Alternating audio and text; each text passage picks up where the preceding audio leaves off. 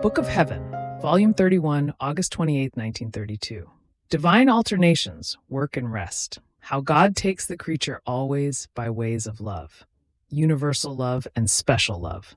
My little mind continues to wander in the divine volition. It seems to me that I cannot be without plunging myself into its waves to find, in act, what it has done for love of us. But in the midst of such great immensity of love, my heart had its loving moans because of the privations of my sweet Jesus, his profound silence. I feel that in my soul, although there is a pure air, a heaven most clear, studded with twinkling stars of all colors, a most refulgent sun that with its light beats continuously on my littleness, so that everything may be divine will, everything is peace and serenity. There is not even a slight breath of wind that could make noise, and this, however, is all effect and property of the eternal fiat. Yet, I was saying to myself, it seems to me that I lack the King. I lack the one who, with a love that I cannot tell, has operated and ordered everything in me. And because I lack him, I feel lonely. But tell me, why have you left me? Why do you not speak? And my dear Jesus, letting himself be wounded by my moans and sustaining me in his arms, told me, "My daughter, do not be surprised. This is my usual way. After work, I want to find rest in my own labor, in the midst of my own works, which, more than soft bed, are fit to give me rest in act of profound adoration and in mute silence. Rest after work is the requital for the work. It is the taste and contentment that sacrifice can give. Did I not do the same in creation?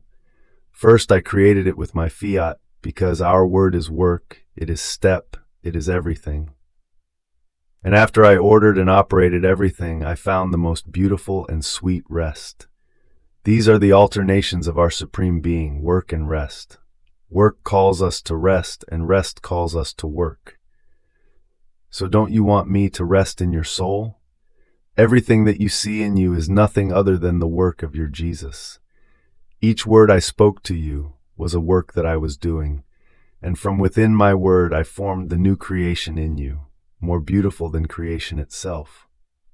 In fact, that one was to serve for the bodies, while this one was to serve the souls, to give them the life of my will. If I did not make alternations of work and rest in your soul, it would be a sign that you had not given me the freedom to do my work in your soul with my creative power, and therefore I would have continued my work unto reaching the intent to then rest. If I do not finish, I do not rest. And if after resting I resume the work, it is because I begin new works. Don't you want me to rest under this heaven so serene, these stars and sun that rain down upon me like sweet refreshments, and making for me the most beautiful lullabies, they invite me to rest, and in mute silence they say to me, how beautiful are your works, your operating will, your creative power that gave us life. We are your works. Rest in us, and we will form your glory, your perennial adoration. Upon so sweet a speaking I take rest, and at the same time I keep vigil, and I preserve my work, and I prepare other works to do. And if you knew what the first work is that I do after resting, I open my work by saying to the creature a sweet, I love you of mine.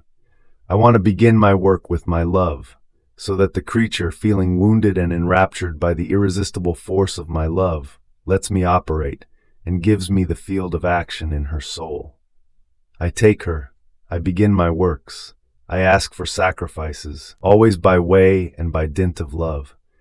My love makes her happy, invests her, absorbs her, inebriates her, and in the face of my love, inebriated as she is, she lets me do what I want and reaches the point of sacrificing her life for me.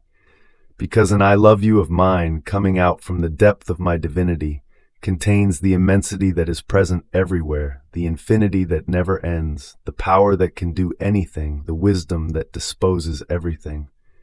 So, everything that exists feels the power of my I love you, and all say it together with me. Heaven says it to her with the whole celestial court. The stars say it with their twinkling that changes into I love you. The sun, the wind, the air, the water say to her, I love you, because since I said it, my I love you has resounded in everything and everywhere, and all say it together with me. And the creature feels she is under the reign of an immense I love you. And feeling drowned by my love, she lets me operate. She utters not a breath, and she offers herself to let me accomplish my most beautiful works. And even though she too feels the need to tell me I love you, she sees, however, that her own is too small in the face of mine, because it does not possess the weapons of immensity, power, and infinity. Yet, she does not want to remain behind, and she uses the industry of saying it in the power of my will. And oh, how much I enjoy it, and it is a spur for me not only to work, but to repeat for her an I love you of mine, direct and special. In fact, it is true that I love all. My love never ceases for anyone. But when I want to do special labors, new works, more distinctive designs, I am not content with my general love, but I add a special and distinct love, which, while it serves to charm the creature, serves as material, as the ground on which to form my labor and lay my works. Therefore, let me do. I know when work, word, silence, and rest are necessary. Fiat.